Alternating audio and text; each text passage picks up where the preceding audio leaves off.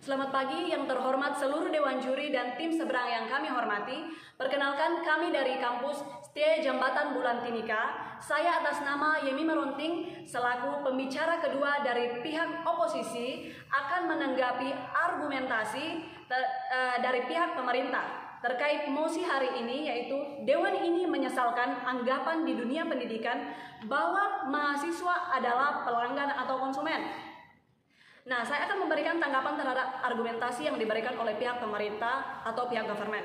Yang pertama, para dewan juri yang terhormat, pihak pemerintah tadi mengatakan bahwa tidak ada komersialisasi dalam dunia pendidikan.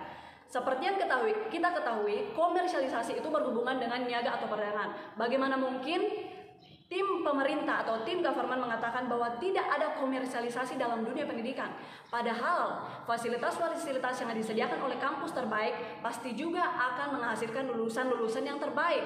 Jadi tidak mungkin tidak ada komersialisasi dalam dunia pendidikan. Sekali lagi kami dari tim oposisi mengatakan tidak mungkin tidak ada komersialisasi dalam dunia pendidikan. Oleh sebab itu kami setuju dengan kami tidak setuju dengan mosi hari ini, yaitu Dewan ini menyesalkan anggapan di dunia pendidikan bahwa mahasiswa adalah pelanggan atau konsumen. Karena kami setuju bahwa ada komersialisasi di dalam dunia pendidikan, terutama dunia kampus.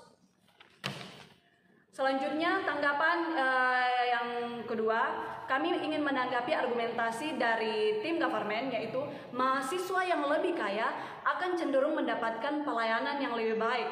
Bagaimana mungkin Anda menyamaratakan semua mahasiswa itu bahwa mahasiswa yang lebih kaya akan cenderung mendapatkan pelayanan yang lebih baik, padahal mahasiswa yang tidak kaya pun pasti akan mendapatkan pelayanan yang lebih baik. Caranya dengan apa? Dengan beasiswa-beasiswa yang telah disediakan oleh perguruan tinggi atau oleh lembaga pendidikan.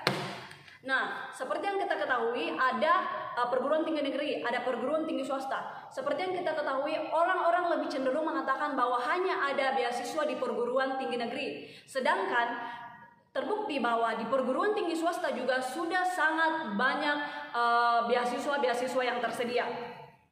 Nah, kemudian poin yang ketiga, tim government tadi mengatakan bahwa IQ itu tidak sama apabila misalnya si A ini mendapatkan fasilitas di kampus yang terbaik, tidak akan sama IQ-nya dengan si B yang mendapatkan fasilitas atau tidak mendapatkan fasilitas di kampus, fasilitas di lembaga pendidikan seperti itu.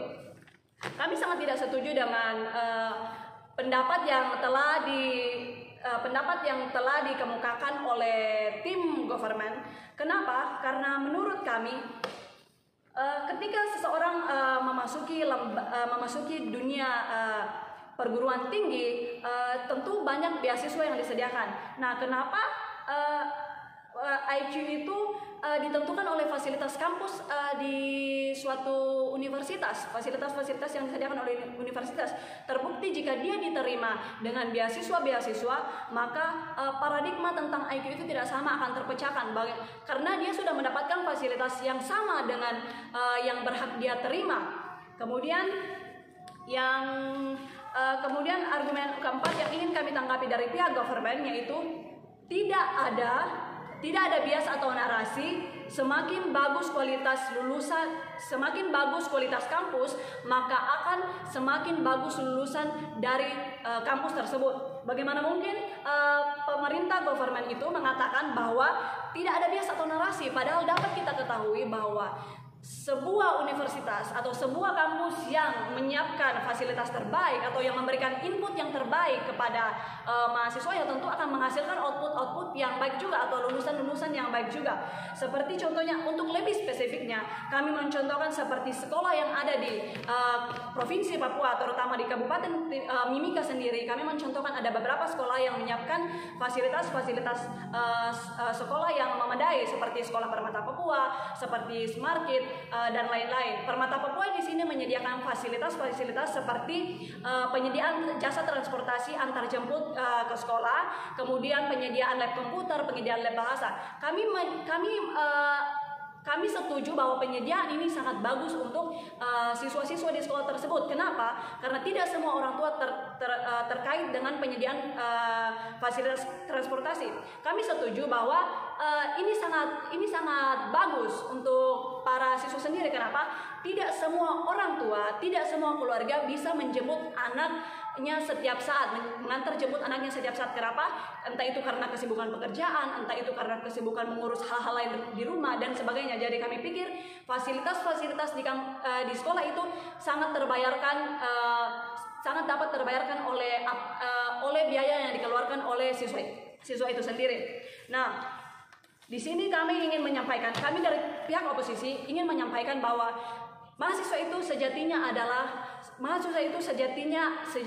adalah seorang pelanggan atau seorang konsumen. Kenapa? Ada prinsip manajemen terpadu yang harus ditekankan di dalam perguruan tinggi. Yang pertama, menyenangkan pelanggan. Nah, di sini kampus ini sangat berperan penting dalam menyenangkan pelanggan. Kenapa? Karena kampus sendiri ketika dia menyenangkan mahasiswanya, mahasiswa ini akan promosi kampus ini di luar sekolah. Yang kedua, umpan balik atau feedback atas pelayanan yang diberikan. Feedback atau pelayanan yang diberikan, tentu saja kampus ketika memberikan beasiswa harus ada feedback dari mahasiswa tersebut. Feedback dalam bentuk apa? Seperti dia rajin berorganisasi, dia rajin di organisasi kampus dan sebagainya. Yang ketiga, inovasi atau perbaikan.